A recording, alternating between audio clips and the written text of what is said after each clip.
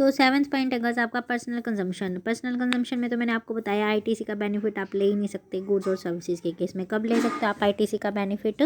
जब आप गुड्स या सर्विसेज को बिजनेस पर्पज़ के लिए यूज़ करते हैं, ना कि पर्सनल पर्पज़ के लिए। 8वां पॉइंट है goods lost, stolen and destroy. ITC का बेनिफिट नहीं मिलेगा अगर आपकी जो सप्लाई ऑफ गुड्स है चोरी हो गई है, ठीक है, गुम हो गई है कहीं पर या ख़राब हो गई है। मतलब रिटर्न ऑफ और disposed of by way of gifts और फ्री सैंपल, मतलब इस तरीके से आपको राइट ऑफ करना पड़ेगा। क्यों नहीं मिलेगा? क्योंकि आपने आगे तो उसको सेल किया नहीं, आपने टैक्स तो पे नहीं किया, तो टैक्स नहीं पे किया तो आईटीसी का बेनिफिट नहीं मिलेगा। आईटीसी का बेनिफिट तभी मिलता है जब हम टैक्स को पे करते हैं। Tax paid under section 74, 129 and 130।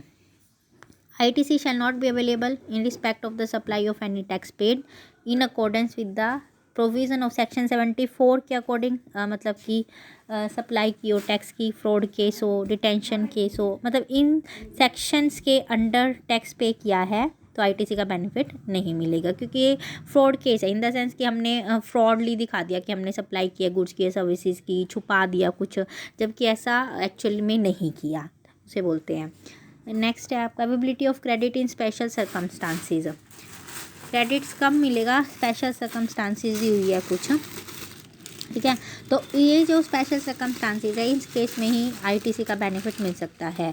तो फर्स्ट है जैसे कि person applied for registration, person ने अप्लाई किया हो रजिस्ट्रेशन के लिए, तभी आईटीसी का बेनिफिट मिलता है, ठीक है। अकॉर्डिंग टू सेक्शन 18 एक person who has applied for registration under this act, मतलब आईटीसी का बेनिफिट लेने के लिए पर्सन का रजिस्टर्ड होना कंपलसरी है। According to section 18 person who has applied for registration under this act within 30 days, 30 दिन के अंदर उसने अपना रजिस्ट्रेशन करवा लिया है। किस डेट से करवाया? जिस डेट से वो रजिस्ट्रेशन करवाने के लिए लाइबल है, and has been guaranteed such registration, और उसको रजिस्ट्रेशन दे दिया गया है। देखो दो चीज़ें होती है, एक तो पर्सन जिस दिन से लाइबल हो जाते हैं रजिस्ट्रेशन करवाने के लिए, जो कि किसके ऊपर डिपेंड करता है? टर्नओवर के ऊपर। दूसरा क्या होता है कि वो लाइबल नहीं होता, वॉलंटरी वो रजिस्ट्रेशन करवाता है, तो दूसरा केस ही होता है। तो जिस दिन से वो लाइबल हो जाता है रजिस्ट्रेशन के लिए, उसके 30 दिन के अंदर अगर वो रजिस्ट्रेशन करवा लेता है और उसका रजिस्ट्रेशन हो जाता है, ग्रांट कर दिया जाता है, तो वो आईटीसी का बेनिफिट ले सकता है। इन रिस्पेक्ट ऑफ किस चीज़ के संदर्भ में? इनपुट्स हेल्ड इन स्टॉक, मतलब कि उसने इनपुट्स रखा हुआ है, held in stock, finished goods वगैरह, ठीक है। इनपुट का मतलब क्या है यहाँ पे कि वो उसको as a inward supply use कर रहा है, आगे वो उसको सेल करेगा आउटवर्ड सप्लाई, तो इनवर्ड सप्लाई से आउटवर्ड सप्लाई होगी तभी आईटीसी का बेनिफिट मिलेगा। स्टॉक इन द सेंस कि फिनिश्ड गुड्स उसने रखा हुआ है। फिनिश्ड गुड्स का अलग पॉइंट बनाया हुआ है, यहाँ पर आप उसको रॉ मटेरियल के रूप में यूज़ कर सकते हैं। Input contain in semi finished, मतलब कि अगर मैं रॉ मटेरियल में व्यापार कर रही हूँ तो रॉ मटेरियल हो गया मेरे लिए इनपुट, ठीक है। अगर मैं सेमी फिनिश्ड से फिनिश्ड पर जा रहे हैं हम, तो वो हो गया हमारा इनपुट, और हम फिनिश्ड गुड्स रख रहे हैं तो वो हो गया। तो जैसा भी हमारा बिजनेस है, नेचर ऑफ बिजनेस के ऊपर डिपेंड करता है। On the day immediately preceding the date from which he becomes to liable to pay tax, मतलब कि उसी दिन से उसको आईटीसी का बेनिफिट मिलना शुरू हो जाएगा। सेकेंड है person applied for voluntary registration. Voluntary registration मतलब कि यहाँ पर वो लाइबल नहीं है, अब उसने अपनी इच्छा से रजिस्ट्रेशन करवाया है, तो उस केस में भी उसको आईटीसी का बेनिफिट मिलेगा। Input held in stock as a raw material, inputs as a finished goods and input as a finished goods in stock. तो यहाँ पर क्या होता है? On the day immediately preceding the date of grant of registration, आप liable तो नहीं है परंतु आप अपना रजिस्ट्रेशन करवा रहे हैं, तो जिस दिन आपको रजिस्ट्रेशन ग्रांट किया जाता है उसी दिन से आप आईटीसी का बेनिफिट ले सकते हैं। थर्ड पॉइंट आ जाता है person switching from the composition to regular tax scheme. मैंने आपको एक पॉइंट बताया था कि जो कंपोजिशन स्कीम के अंडर जीएसटी में एक स्कीम है कंपोजिशन स्कीम, अगर आपने उस स्कीम के अंडर रजिस्ट्रेशन करवाया हुआ है, कंपोजिशन स्कीम में रजिस्ट्रेशन करवाया हुआ है, तो आपको आईटीसी का बेनिफिट नहीं मिलता। आईटीसी का बेनिफिट कब मिलेगा? जब आपने रेगुलर स्कीम में रजिस्ट्रेशन करवाया हुआ है। तो जिस दिन से पर्सन स्विच कर जाता है, मतलब कंपोजिशन छोड़कर वो कौन सी स्कीम में आ जाता है? रेगुलर स्कीम में, तो उस दिन से उस पर्सन को बेनिफिट मिलना शुरू हो जाता है आईटीसी का। और वो भी किस किस चीज़ के ऊपर? जैसा कि आपका बिजनेस है, input held in stock, finished goods, semi finished goods, on capital goods. Capital goods क्या होती है? जैसे मशीनरी वगैरह हमने परचेज़ की है, ठीक है।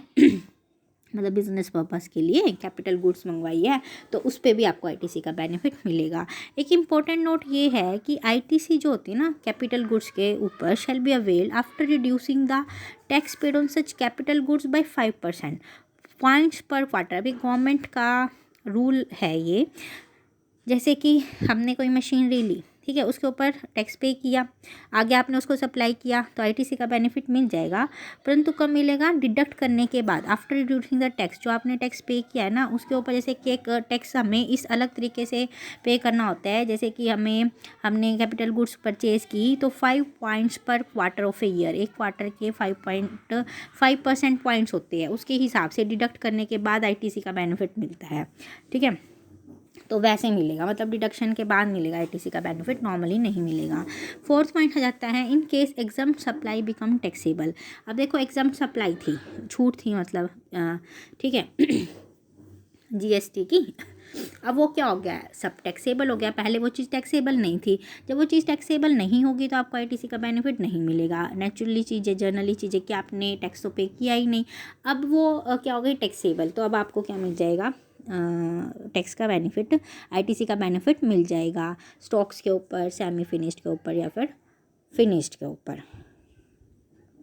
On capital goods exclusively use for such exempt supply, ठीक है। उसके बाद जाता है इंपॉर्टेंट नोट, वही है यहाँ पर भी आईटीसी का बेनिफिट है 5% पर क्वार्टर ऑफ अ ईयर, उसको डिडक्ट करने के बाद लेते हैं, ठीक है। Transfer of unutilise credit in case of change in the constitution, ये कहता है कि अनयूटिलाइज क्रेडिट को ट्रांसफ़र करेंगे इन case of change in constitution. Constitution change होने का मतलब क्या है कि आपका जो बिजनेस का नेचर है ना वो चेंज हो गया, उसको बोलते हैं कॉन्स्टिट्यूशन चेंज होना। तो रजिस्टर्ड पर्सन है shall be allowed to transfer the input tax credit which remain unutilised in his electronic credit ledger. देखो क्या होता है, जो आईटीसी आता है ना, आपको इनपुट का टैक्स क्रेडिट का बेनिफिट जो मिलेगा वो मिलता है इलेक्ट्रॉनिक क्रेडिट लेजर में, गवर्नमेंट इसमें देती है, ये अकाउंट्स ओपन होता है तो उसमें बेनिफिट मिलेगा। तो ये कहते हैं कि अगर कॉन्स्टिट्यूशन चेंज हो गया, कॉन्स्टिट्यूशन चेंज होने का मतलब क्या? आपने अपना बिजनेस सेल कर दिया, मर्ज हो गया, डीमर्ज हो गया, अमलगमेशन हुआ, लीज हुआ, ट्रांसफ़र किया, जैसा भी मतलब कि हुआ, ये जो फॉर्म्स है कॉन्स्टिट्यूशन चेंज हो जाएगी इससे, तो जो भी आईटीसी है वो आपको लौटाना पड़ेगा, ठीक है, गवर्नमेंट को। नेचर ऑफ बिजनेस चेंज होने की वजह से अभी आईटीसी का बेनिफिट मिलना था या नहीं मिलना था, या जितना मिलना था उस एक्सटेंट तक तो मिल जाएगा। उसके बाद कुछ रह जाता है कि आप नहीं ले सकते उसका बेनिफिट, तो वो क्या करना पड़ता है, उसको वो लैप्स हो जाता है, जो अनयूटिलाइज होता है वो उसको हम ख़त्म हुआ माना जाता है। 6 पॉइंट आ जाता है ITC reversal in case of person shifting to composition scheme और सप्लाई बिकम होली एग्जाम। ये कहता है कि आईटीसी रिवर्सल, अब क्या हो गया यहाँ पर, आईटीसी वापस देना पड़ेगा, रिवर्स करना पड़ेगा अगर एक पर्सन रेगुलर टैक्स से किस में चला जाता है? कॉम्पोजिशन स्कीम में चला जाता है। अब कॉम्पोजिशन स्कीम में तो आईटीसी का बेनिफिट मिलता नहीं है, तो ऑलरेडी उसने जितना भी आईटीसी का बेनिफिट ले चुका है वो उसको क्या करना पड़ेगा? रिवर्स करना पड़ेगा गवर्नमेंट को। या सप्लाई हुली एग्जाम्प्ट हो गई, अब पहले तो उसकी सप्लाई टैक्सेबल थी, अब वही सप्लाई क्या हो गई? एग्जाम्प्ट हो गई, तो एग्जाम्प्ट सप्लाई होने से तभी भी उसको आईटीसी का बेनिफिट नहीं मिलेगा, और वो सारा का सारा जो अमाउंट है आईटीसी का जो इलेक्ट्रॉनिक क्रेडिट लेजर में आया हुआ है वो उसको डेबिट करना पड़ेगा, वो सारा का सारा अमाउंट, ठीक है। तो इन्होंने यही लिखा हुआ है कि वो डेबिट हो जाता है इलेक्ट्रॉनिक क्रेडिट लेजर से इन 2 केसेस में। 7th पॉइंट आ जाता है supply of capital goods. Capital goods की सप्लाई कर रहे हैं आप, in case of supply of capital goods plant and machinery on which ITC has been taken, ITC ले लिया है, registered person shall pay an amount equal to ITC on the said capital goods या plant and machinery reduced by such percentage point as may be prescribe. क्या होता है, ये जो percentage point है उसको ऑलरेडी बेनिफिट मिल चुका होता है, तो बार बार बेनिफिट नहीं दिया जाता। तो अगर उसको आईटीसी का बेनिफिट लेना है तो उतना बेनिफिट जितना कि ऑलरेडी उसको मिल चुका है वो हम डिडक्ट कर देते हैं परसेंटेज पॉइंट, जो कि 5% पर क्वार्टर होता है, जो कि प्रिस्क्राइब किया हुआ है। और the tax on transaction value और सच कैपिटल गुड्स, मतलब कि कैपिटल गुड्स लेते हुए उसने अगर कोई बेनिफिट उठाया तो उसको रिड्यूस करके, उसको डिडक्ट करके उसके बाद हम क्या करते हैं, उसको आईटीसी का बेनिफिट्स देते हैं। नेक्स्ट है taking ITC in respect of inputs and capital goods sent for job work.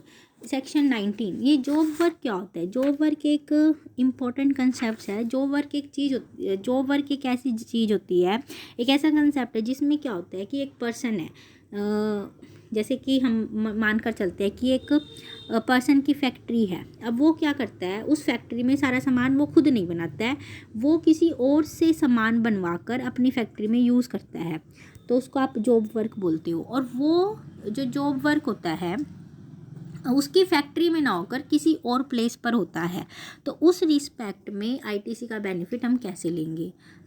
अब इन्होंने लिखा हुआ है principal shall be allowed input tax credit on input send to a job worker. उस पर्सन के पास, जिस पर्सन के पास हम काम के लिए भेजते हैं, वो मटेरियल को हम कन्वर्ट करवाते हैं। जैसे कि हमने कुछ बनवाया, जैसे कि आप ये लगा सकते हैं कि हमने, मान लो हम शूज़ बनवा रहे हैं, तो शूज़ के लिए उसके जो लेजीज है या कुछ और है या पैकिंग का सामान है, हम कहीं और से करवाते हैं, तो उस चीज़ को आप बोलते हैं जॉब वर्क। और जो काम करते हैं उसको क्या बोला जाता है? Job worker. ठीक है, तो उस केस में आईटीसी का बेनिफिट मिलेगा किसको? नेचुरल चीज़ है, प्रिंसिपल पर्सन को मिलेगा, जो कि जिस पर्सन के पास इनपुट ऑलरेडी आया हुआ है। अब जॉब वर्कर क्या होते हैं? छोटे छोटे, मतलब कि हम कारीगर लगा सकते हैं कि जो कि काम करते हैं, उन्हें तो इस बारे में कुछ नहीं पता, वो तो क्या करेंगे, अपना काम कर कर दे देंगे। जो सारा बेनिफिट्स मिलेगा वो किसको मिलेगा? प्रिंसिपल को। तो प्रिंसिपल एंटाइटल्ड होता है कि वो आईटीसी का बेनिफिट्स ले on input even if the inputs are directly send to the job worker for the job work without being first brought to his own place of business. ये कहता है कि इवन इनपुट्स प्रिंसिपल पर्सन के, principal मतलब मुख्य person के place पर ना आकर सीधा जॉब वर्कर के पास चला गया इनपुट, फिर भी सारा का सारा बेनिफिट्स कौन लेगा? प्रिंसिपल। क्यों? क्योंकि प्रिंसिपल के नाम आया है वो पर्सन, वो जो इनपुट आया प्रिंसिपल के नाम आया है। अब यहाँ पर जैसे कि चार्ट में दिखाया हुआ है, प्रिंसिपल इनपुट या कैपिटल गुड्स उसने जॉब वर्क के लिए भेजी जॉब वर्कर के पास, उसको आईटीसी का बेनिफिट मिलेगा। ठीक है, रिसीव्ड बैक, ये कंडीशन है कि उसने उस काम को वापस ले लिया हो, फिर उसके बाद जैसे काम पूरा हो गया हो तो वो वापस मंगवाएगा अपने सामान को जॉब वर्कर से अपने प्रीमिसेस में with in the 1 year inputs के केस में। और कैपिटल गुड्स अगर उसने भेजी है, जैसे कि हम मान लो कार बना रहे हैं तो उसका कोई पार्ट बन रहा है, तो उसके लिए हम 3 साल का टाइम लेते हैं। इस टाइम पीरियड में आईटीसी का बेनिफिट हमें मिलेगा। अगर कोई इनपुट्स भेज रहे हैं तो 1 साल और कैपिटल गुड्स है तो 3 साल। तो फर्स्ट है आईटीसी अलाउड टू प्रिंसिपल। पहला पॉइंट तो यही है कि आईटीसी का बेनिफिट किसको मिलेगा? प्रिंसिपल को, ना कि जॉब वर्कर को। जॉब वर्कर का काम तो है सिर्फ काम करना, जो सारा टैक्स से रिलेटेड बेनिफिट्स है या टैक्स पे करेगा नेचुरली, जॉब वर्कर तो पे करेगा नहीं, प्रिंसिपल पे करेगा, तो जो पे करेगा उसे ही वापस मिलेगा। तो आईटीसी का बेनिफिट उसे मिल जाएगा, प्रिंसिपल को। Second, ITC allowed to principal even inputs are directly send to the job worker. चाहे सामान हमने मान लीजिए हमने कहीं से सामान मंगवाया, कोई ज़रूरी नहीं है कि हम अपनी फैक्ट्री में उतरवाएंगे फिर हम जॉब वर्कर के पास भेजेंगे, हमने सीधा ही सामान किसके पास भेज दिया? जॉब वर्कर के पास, तो भी आईटीसी का बेनिफिट किसको मिलेगा? प्रिंसिपल को। थर्ड आ जाता है in case input send for the job work not return.